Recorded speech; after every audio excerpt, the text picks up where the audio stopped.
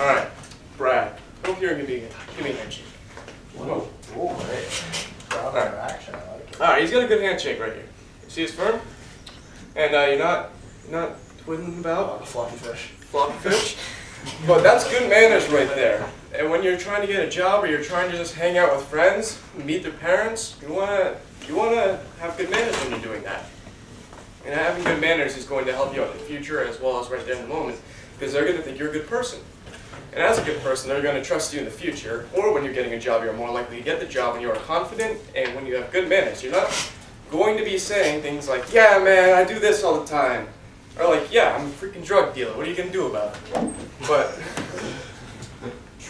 Okay, some people are. get out of here.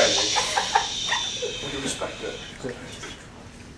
But having good manners does matter in almost all the situations that you're going to be in when you're meeting a girl or meeting a guy if you are a girl. Girls' parents. Being parents. But even just like buying a car, if you have good manners, I bet you that they're going to respect you more as a person, especially if you have good manners while you know what you're talking about. So manners really do matter.